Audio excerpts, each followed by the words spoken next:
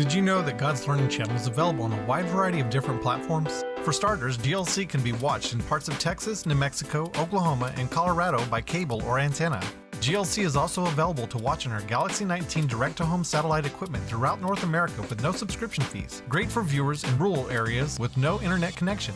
Our free broadcast and program archives are available via 24/7 web streaming on our website at glctv.tv. For our online friends, GLC Radio and audio podcast are available for free streaming throughout iTunes, TuneIn, or Shoutcast on your computer or mobile device. Likewise, our YouTube channel contains hundreds of free video clips that you can easily share with your friends and family. You can also watch our live broadcast or program archives of your favorite episodes directly on your television with an affordable subscription-free device called Roku, containing thousands of channels to choose from. We urge our viewers to take advantage of these various ways to watch or listen to GLC, and we ask that you spread the word to your friends and family. We can't continue to grow without your help.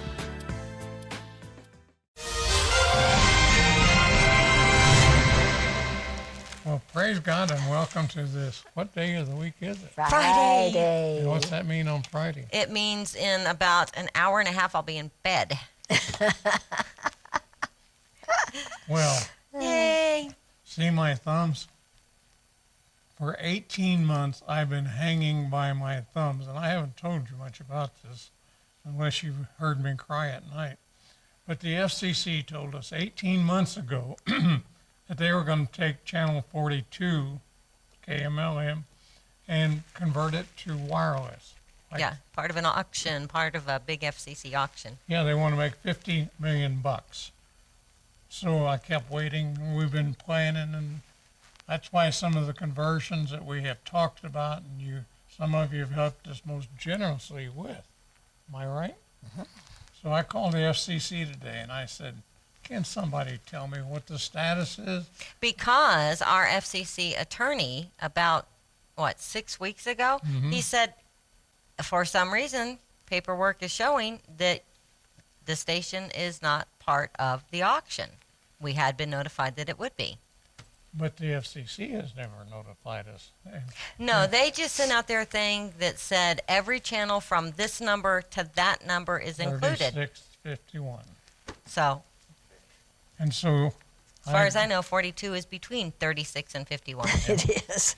It was when I It went to was. school. and that's why I called the FCC today, and I talked to a very nice lady, and she says, well, you were on the auction list, but nobody wants to buy anything out there in your part of the world, the wireless people. You know what?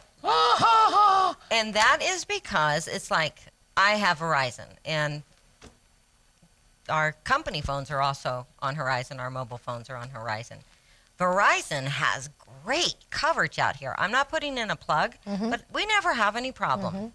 Ever, ever, ever. Nobody ever does. Why I say the company's on it is because, like Dell, the engineer, who's been down for the count since the end of September, when he traveled all over the place, he In never lost Mexico. a signal. And he goes everywhere. Now, of course, Randall is doing that.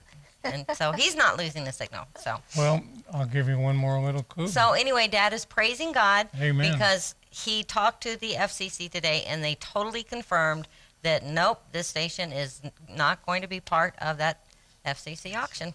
And she goes on to say if they ever, the attorney, if they ever do, they'll have to move you to another channel now. You won't go off the air. That's the best news. Good.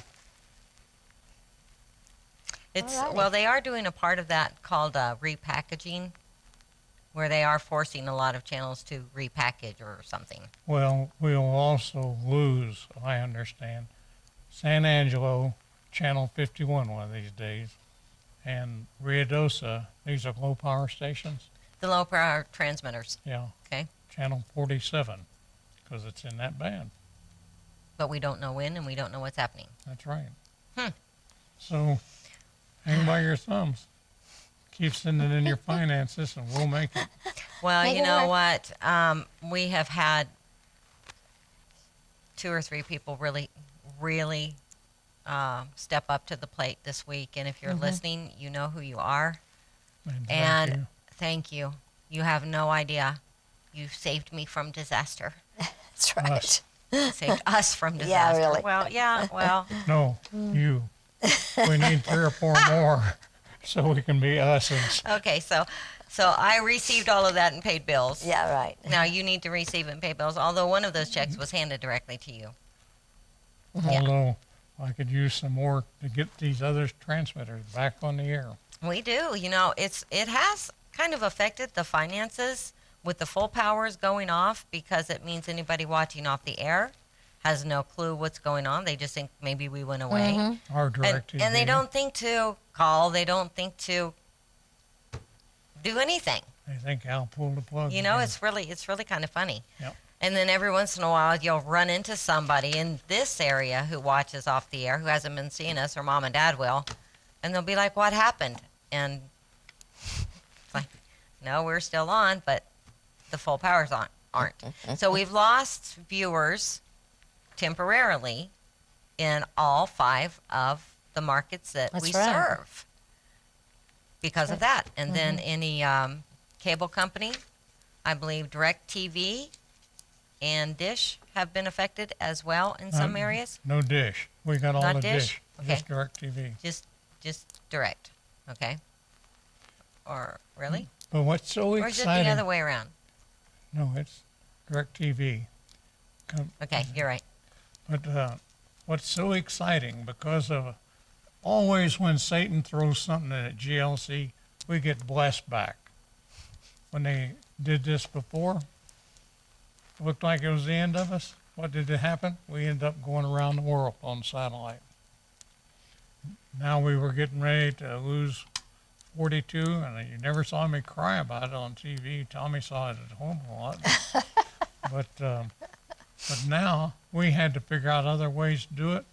Mark my word, we're going to double the size of GLC because of Satan trying to stop us. So take that. Well, Satan. you know, I don't know about you guys, but I continually find myself not only reminding myself of what the Word says, but putting the Lord in remembrance of what He has said and what He has promised Oh, yes. in His Word. His word. You know what? His Word is absolutely worthless if He doesn't keep it. And you know what that means? It means there is no salvation, because Jesus, Yeshua, is the incarnate Word, the Word made flesh. So they know 2 ways about it. If God doesn't watch over His Word to keep it, then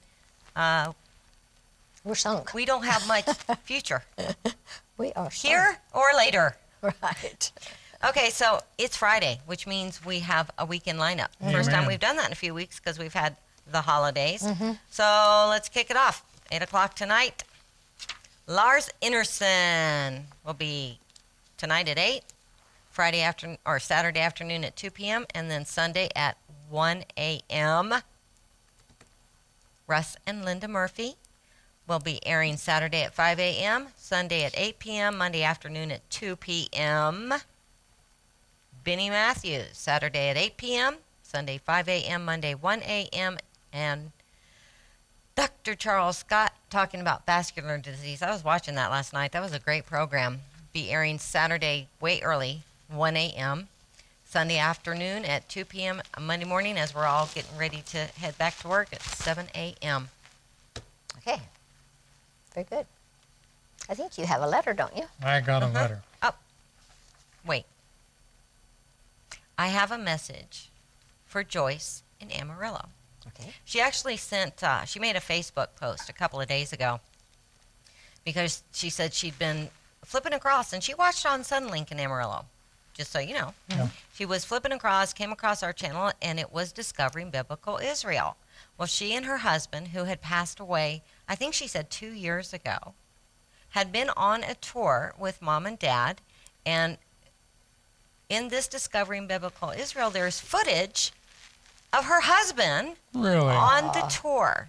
Praise God. Isn't that something? And she was just so blessed that we were showing that program. So, Joyce, I want to thank you for that post and tell you watch your mail. Amen. There you go. All right. Okay, now you can do your Okay, letter. this letter comes from Maria in San Angelo, and she said, to let you all realize how much we appreciate and love you all for all the efforts you have put forth over the years for our, she loves that word, for our Creator and us. Your viewers, public, loves you and prays for you have a wonderful year. Isn't that great? Sweet letter. It is. And the only way we can do it is with your finances, and thank you for your finances. Amen. Okay, well, I hate to And bring I know this up, she but wants to say Maria's that. in San Angelo, and didn't you just mention a minute ago that that station will probably be going away? Yeah. So we're going to have to make a deal somehow. Well, Yes. you can always get it on. Internet? There's a couple of ways, and Yeah. I'm actually really happy to tell people about this. Yes. Because you can always watch our live stream. If you have internet, you can always watch our live stream. But a lot of people have gone to Roku. Now, what we have had on Roku has been fairly limited. This is what I'm happy to tell you about. Mason has been working on that, and we are in very short order going to be launching a whole lot more for people to view on Roku, Okay. including full seasons that people can watch at their Wow. leisure. That's what he's telling me. Wow. So that'll be a really great thing. And also, don't forget, many of you across the United States watch us on Galaxy 19. That's right. And all you cable systems that are watching us now, you're on 19. Most And if of you them. have a smartphone, you can always watch us on your smartphone. You know? Because smartphones make us feel stupid because we think they're phones and they're really computers in our little hands. They really Well, are. you had to bring that up because I'm so stupid I can't use my smartphone. Okay. You can make calls. You call me all the time. No, I mean watch GLC and all those. Oh, you could. If we showed you how, you could. Yeah. Okay. We're just not going to show you how. You have a devotion, Mother? I do. You asked me who put it out, and I'm not sure. But it was in my file of devotions for update. It says, "Be still and enjoy Shabbat." Psalm 46:10 says, "Be still and know that I am God. I will be praised among the nations. I will be praised in the earth." In one passage in John, Mary and Martha come running to Jesus asking him to heal Lazarus, who was critically ill. Since Lazarus was a good friend of Jesus, I'm sure they were expecting that Jesus would come immediately to his aid. The scripture says, however, that Jesus stayed 2 more days in the place where he was, and in those 2 days, Lazarus died. It's so hard to understand why it is that God waits to do the things we ask of him. It's good for us to remember, though, that he has his purposes for waiting. God was about to teach everyone involved a much deeper lesson here. As Jesus raised Lazarus from the dead, he made sure they all understood that he is the resurrection and the life for all who believe. God has his perfect timing for everything under heaven. You may be waiting for God to intervene in some area in your life. You may have been begging and pleading with God for years on that particular thing. But we can relax and know that God's timing is perfect. We never know what God is doing behind the scenes in order that our joy would be made full. Remember that he knows best what would bless us most, and he is working all things together for those of us who love him and are called according to his purpose. Relax. God is in control. So enjoy your Sabbath rest. He has greater things for you than you could ask or think. Amen. And you know, amen. even that closing statement there is a scripture It is. that he will do above and beyond anything that we can Ask ask or or think. even think of. Mhm. And It's I don't know amazing. about you, but I ask and think of a lot of things. Okay, well, you know, I'm really sorry to tell you this, but as usual, the news is Not good. not good. And this first one comes, actually, it's a conglomeration of ABC News and Fox News, I think. So not too good things have happened in the last couple of days. On Thursday, that would be yesterday, U.S. authorities arrested 2 refugees, one in Sacramento and one in Houston, on terror-related charges, according to the Department of Justice. Both refugees are Palestinians born in Iraq. The Sacramento resident, As Mohammed Yunus al-Jayab, was arrested on charges of making a false statement involving international terrorism, according to the DOJ. The 23-year-old allegedly traveled overseas to fight alongside terrorist organizations and lied to U.S. authorities about his activities, Assistant Attorney General Carlin said in a press release. Al-Jayab, a Palestinian born in Iraq, came to the United States as a refugee in October 2012. Authorities allege that he traveled to Syria to fight with terrorist organizations in the area. While living in Arizona between October 2012 and November 2013, he communicated with numerous other individuals over social media about his intent to return to Syria to fight for terrorist organizations, the complaint said. On October 30th, 2012, he allegedly told an individual over social media to find him a way into Syria if he flew to Turkey. The next day, he allegedly wrote to a different individual, "I want them to help me financially so I can return." And then on March 13th of 2013, al-Jayab allegedly asked someone how he could enter Syria with an American passport. Up until October of that year, he allegedly discussed weaponry tactics with several individuals online. He then flew from Chicago to Istanbul, Turkey, on November the 9th, 2013, and entered Syria. On December 17th of that year, he allegedly told someone that he was afraid of being imprisoned in America because the government is alert for everything and my trip here constitutes a charge. According to a criminal complaint filed against him, al-Jayab allegedly reported on social media that he was in Syria fighting with various terrorist organizations, including Ansar al-Islam, between November 2013 and January 2014. He returned to the U.S. via London and Los Angeles on January 23, 2014, and settled in Sacramento. When interviewed by U.S. Citizenship and Immigration Services on October 6 in 2014, he stated that he visited Syria to visit his grandmother. The complaint alleges that all of the statements he made were false. If convicted, al-Jayab faces 8 years in prison and a $250,000 fine. Somehow that doesn't seem like enough. I don't think it is either. The other refugee arrested by officials on Thursday, Omar Faraj Saeed El Hardan, is also a Palestinian national born in Iraq. The criminal complaint filed against him alleges that he attempted to provide material support and resources to the Islamic State. Al Hardan came to the U.S. in November 2009 from Iraq as a refugee and was granted permanent legal status in August of 2011. During his interview to become a naturalized citizen in Texas on August 14, 2014, Al Hardan stated he was not in any way associated with a terrorist organization and that he had never received any weapons training, which was not true, the complaint said. The complaint states that he was associated with the Islamic State through 2014 and Al-Nusra Front in 2013 and 14. It was not clear if either suspect had representation. Isn't that groovy? But at least we're doing something for a change. Now, I want to tell you about something I heard on Fox News just before this.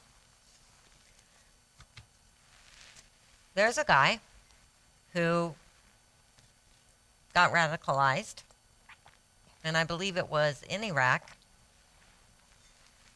part of the Islamic State, and his mother kept trying to talk him out of being a part of the Islamic State.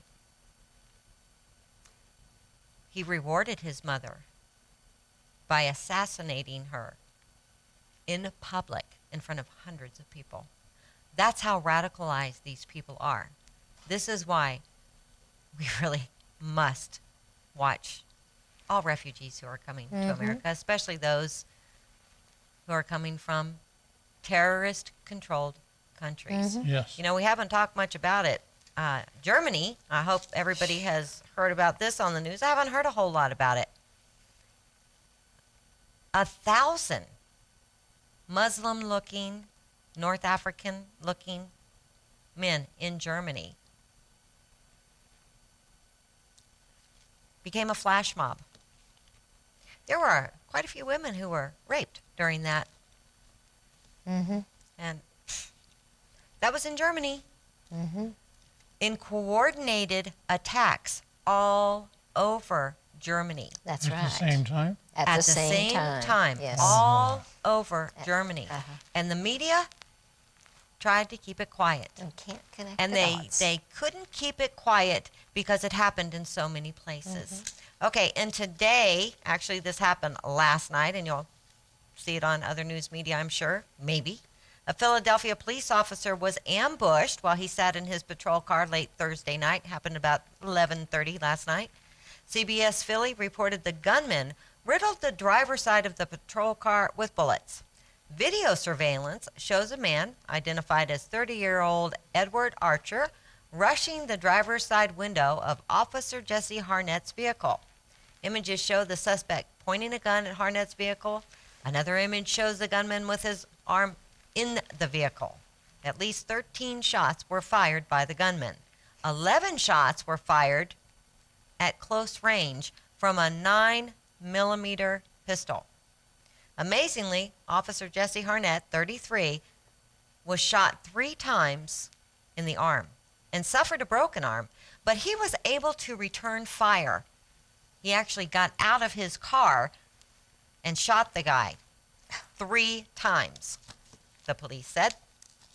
Officials say the suspect in custody has confessed to the crime, saying he did it in the name of Islam. Commissioner Richard Ross provided an update during a news conference on Friday afternoon. Ross said there was no advance warning to the officer and that the suspect just started firing. Officials are calling the shooting an attempted assassination of a police officer. Archer told police he had pledged his allegiance to the Islamic State, follows Allah, and that is the reason behind the attempted assassination. He told police the police defend laws that are contrary to the teachings of the Quran. And also at the news conference, Mayor Jim Kenney, who's in his first week as mayor of the nation's 5th largest city, said the shooting had nothing to do with being a Muslim or the Islamic faith.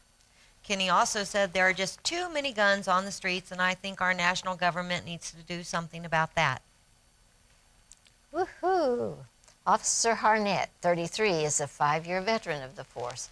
He suffered extensive injuries to his arm, but authorities say he was awake and alert prior to that surgery.